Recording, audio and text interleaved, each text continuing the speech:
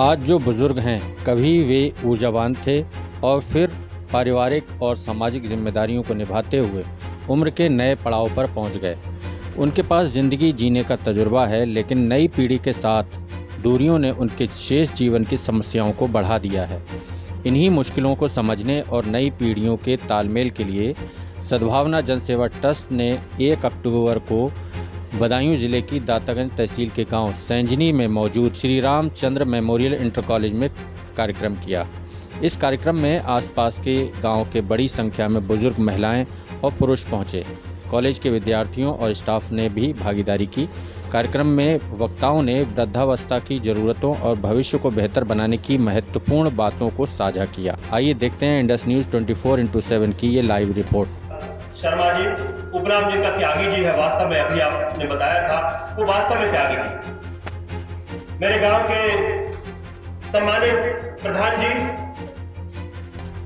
Girish Gupta ji, doctor Vaishnavi Singh और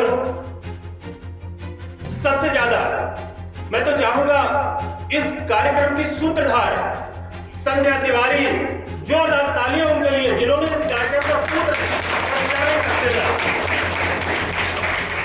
मुझे भी जानकारी नहीं थी। आए हुए मेरे सभी आगंतुक, आप सभी के मन में कहीं न कहीं एक प्रश्न उठ रहा होगा कि काहे के लिए इस तरह का कार्यक्रम करने की आवश्यकता थी, क्यों बुलाया गया।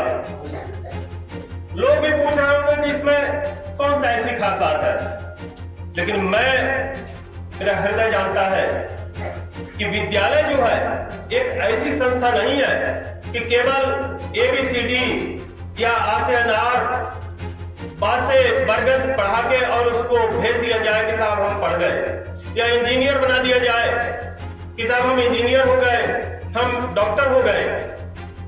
विद्यालय एक ऐसी संस्था है कि इन किताबी पढ़ाई के साथ साथ अगर छात्र में संस्कार नहीं आए, और संस्कार की पाठशाला घर से होती है, घर के साथ साथ विद्यालय, वह विद्यालय जो बच्चों को संस्कार नहीं दे पाया, वो विद्यालय संपूर्ण विकास करने वाला विद्यालय नहीं हो सकता। विद्यालय की स्थापना जब से हुई है, मेरी तभी से एक आकांक्षा है कि इस विद्यालय से जो भी छात्र निकले, आप लोगों को बुलाया गया है, मैं हार्दिक अभिनंदन करते हुए आपको अपना उद्गार बताना चाहता हूं कि इस विद्यालय से जो भी छात्र निकले, वे जहां जाए वहां उन्हें याद किया जाए। मैं आपको एक बड़े मन की पीड़ा बताता हूं। हमारा क्षेत्र, आप अपने मन में चाहे, हम अपने मन में चाहे कितने भी प्रसन्न हो ले, लेकिन मैं जहां कहीं पढ़ने गया, वहां अगर जनपद बदायूं का नाम लेता था, लोग नाक मुंह सिकोड़ने लगते थे। किराए पे मकान नहीं देते हैं, और उसमें भी दातागंज का नाम लिया तो पूछते थे कि वह कटरी वाला इलाका, दातागंज के नाम से आदमी घबराता। मैं कहता था कि मेरी माटी निश्चित रूप से वो माटी है कि जहां से एक अच्छे लोग निकले। आज भी मैं निकल गया, मेरे परिवार के बहुत सारे लोग बाहर चले गए, लेकिन हार्दिक इच्छा है कि एक ऐसी संस्था हो जहां से वे बच्चे ऐसे निकले कि जो बाहर जाकर नाम रोशन करें, और उनसे जब पूछा जाए अरे ये बच्चे कहाँ के रहने वाले हैं, वो बताएं कि हम दातागंज क्षेत्र में गांव सैजनी है, हम वहां से पढ़ के निकले हैं।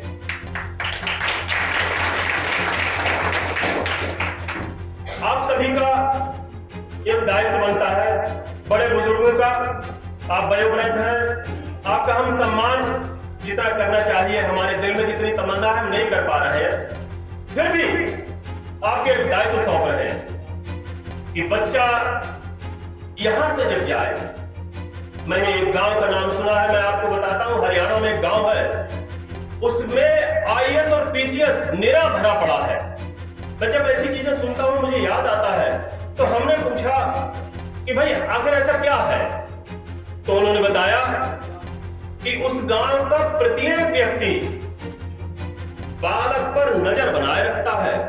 अगर वो दुश्मनी भी है, आपस में लड़ाई हो गई है, लेकिन अगर उस बच्चे ने आकर ये कहा, भले ही आपस में लड़ाई है, लेकिन अगर उसका बालक कहीं गलत दिख गया तो पड़ोसी जरूर पूछता है तू जा कहां रहा है, तू आज कोचिंग में क्यों नहीं गया, वहां क्या कर रहा था। माने बच्चे को ये अंदाज रहता है कि मेरे पड़ोसी जिनकी मेरे पापा से लड़ाई हो चुकी है वो भी मेरी फिक्र रखते हैं।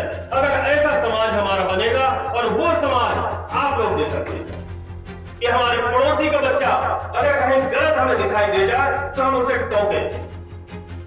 मानसिकता क्या बन गई है कि अरे जो तो बाकू है, बीड़ी पिए तो पियन दे। अगर मैं गलत कह रहा हूं तो आप बताइए। यदि हम इस तरह से अपने बच्चों पर नजर रखेंगे, अपने बच्चों पर नहीं अपने पड़ोसी के बच्चों पर, तो निश्चित रूप से जो मैं आज हरियाणा का उदाहरण दे रहा हूं, आपके दातागंज का गांव सजनी का उदाहरण है। ऐसे बच्चे अकेला विद्यालय नहीं दे सकता। जब तक हमारे यहाँ के वयोवृद्ध बुजुर्ग लोग उस बात पर ध्यान नहीं देंगे तो विद्यालय की अपनी औकात नहीं। बालक जब यहाँ से जाए उसको एहसास हो कि मेरे ऊपर नजर रखी जा रही है।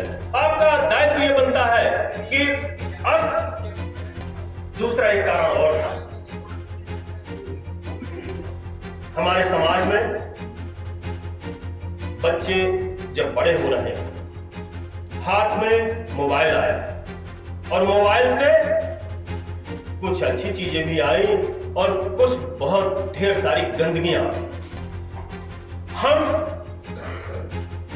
अगर उन सब चीजों को नजरअंदाज करते चले जाएंगे तो आप जिस समाज की कल्पना करना चाहते हैं, आप एक अच्छा समाज देना चाहते हैं, वो संभव नहीं हो सकेगा। हमें उन चीजों पर, पुरानी चीजों पर मैं बार बार बताता हूं और छोटे छोटे बच्चों को भी बताता हूं कि आने वाले समय में बड़ों में और छोटे बच्चों में एक पीढ़ी का अंतर होता है, और उस पीढ़ी का अंतर जैसे ही बच्चे के समझ में आता है, बुजुर्ग अपने हिसाब से, उन बच्चों को ये पता नहीं होता है कि मेरे पिता ने कितनी मेहनत करके इन खेतों को अपनी कसी से खोदकर जोतने लायक बनाया है, तब कहीं ये आज अन्न हमें दे पा रहे हैं। उसे एहसास नहीं होता है, वो तो सिर्फ सवाल दागता है। मैं देखता हूं बहुत सारे सवाल हो सकता है आपसे न किए जाते हो, लेकिन मैं जानता हूं इस तरह के सवाल बच्चे अगर करते नहीं है तो उनके जहन में तो होते ही है। आमतौर पे देखने को मिलता है, अरे तुम कहां जाना हो, तुमने क्या कर लो, तुमने हमारे संग में करो ही का, तुम बहुत जानता हो, तुम जानते होते तो जे ही ना होते। उसे नहीं पता होता है कि मेरे पिता ने या मेरे पिता के पिता ने किस तरह से इन खेतों की खुदाई करके कसी से, बेड़ी से पानी डाल के इन खेतों को सींचकर फसल देने लायक बनाया है। वो केवल कंप्यूटर और मोबाइल देखकर अपनी अतीत को भूल जाता है। तो उन बच्चों में ये संस्कार आना कि हम अपने बुजुर्गों से उनके अनुभवों को लेकर हम कैसे आगे बढ़े, उन कठिनाइयों को, और आप ध्यान रखना, जो बच्चे अपने बुजुर्गों का अनुभव लेकर आगे नहीं बढ़ते हैं, निश्चित रूप से उन्हें कठिनाइयां पहाड़ जैसी लगने लगती हैं। और जिन्होंने अपने बुजुर्गों के अनुभव के आधार पर अपनी नाव को आगे बढ़ाया है, कितनी भी कठिनाई आए वो पूरी होती चली जाती है। खैर, मेरा एक उद्देश्य ये था कि आप बच्चों में संस्कार दें, बच्चों को इस तरह से समझाएं। दूसरा ये भी था कि बुजुर्गों में आमतौर पे हम जब ये सुनते हैं, अरे वे सठियाई है, 60 साल के हुई है, माने उनकी कोई वैल्यू नहीं रही। मैं समाज को एक दिशा देने का प्रयास कर रहा हूं कि 60 साल के बाद ही तो वैल्यू होती है। हमने एक कहानी सुनी थी कि एक बारात में किसी ने कहा था कि हम बारात तुम्हारी शॉर्ट में बता रहा हूँ, तभी शादी तय होगी अगर आप बारात में कोई बड़ा बूढ़ा नहीं लाएंगे।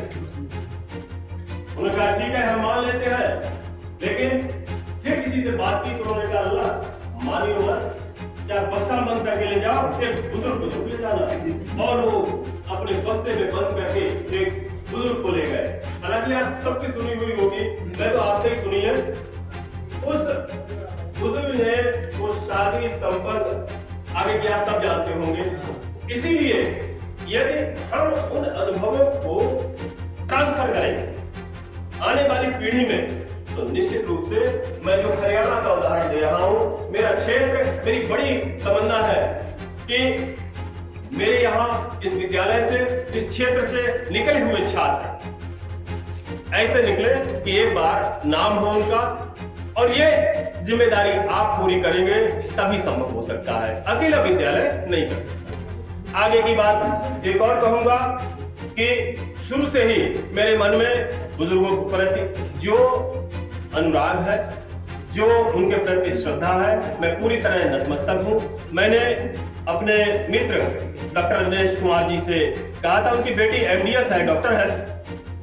तो एक बहुत बड़ी बात बताऊं, उन्होंने आज लखनऊ में परीक्षा देने जाना था, उन्होंने अपनी परीक्षा रद्द कर दी। उन्होंने कहा मैं आज परीक्षा देने नहीं जाऊंगी, मैं उन बुजुर्गों का परीक्षण करके आऊंगा। उनके लिए भी मैं जोरदार तालियों की अपील करता हूं। वो डॉक्टर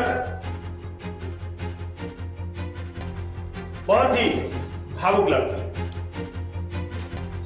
बरेली में रहने के बाद, हालांकि मुझे बड़ा संकोच हो रहा था कि मैं धूल धक्कड़ वाले गांव में, इनसे तो मैंने साफ साफ कहा मैं नहीं लेके जाऊंगा वहां ना पंखा है, ना बिजली है, और ना ही मेरे मित्र आशीष जी से जब हमने कहा, एक बार में ही इन्होंने मना नहीं किया। हालांकि इनका बड़ा नुकसान होगा, आज स्टूडियो बंद पड़ा रहेगा, लेकिन मैं उनका स्वागत, अभिनंदन, हार्दिक स्वागत करता हूं और अपनी वाणी को यहीं पर विराम देते हुए आगे के कार्यक्रम की आपसे सभी से मेरा एक निवेदन है कि डॉक्टर वहां बैठकर आप कहीं किसी तरह की कोई दिक्कत हो, दांत से लेकर और किसी प्रकार की, वो परीक्षण के लिए आई है। उन्होंने अपनी परीक्षा छोड़ी है, इसीलिए मैं एक छोटी सी कहानी और बता दूं। जब ये लड़की पढ़ती थी इंटर में, ऐसे बच्चे बहुत कम होते हैं, इंटर में जब थी, बेटी को 25,000 रुपए इनाम मिले थे। तो मैं तो पूछता रहता हूं, मैंने ऐसी सवाल किया, मैंने बेटा आज से मान लो 7-8 साल 10 साल पहले 25,000 रुपए की वैल्यू अच्छी खासी होती है, और किसी एक बच्चे से, इंटर पढ़ने वाले बच्चे से पूछा जाए तो सबसे पहले तो यही कहेगा कि मैं तो या तो ये खाऊंगा, वो खाऊंगा और ऐसे करूंगा। लेकिन मैंने कहा बेटा क्या करोगे इतने पैसे का? तो बोले अंकल आधे पैसे तो मैं दान दूं। इस बात के लिए भी तालियां कि उस एज में दान करने की प्रवृत्ति जिस परिवार में, जिस बच्चे में आती है, वे संस्कारों का ट्रांसफर किस तरह से करते हैं, यह हमारे लिए अनुकरणीय है। उनके स्वास्थ्य के लिए औषधियाँ भी लिखी जाएंगी, दी जाएंगी।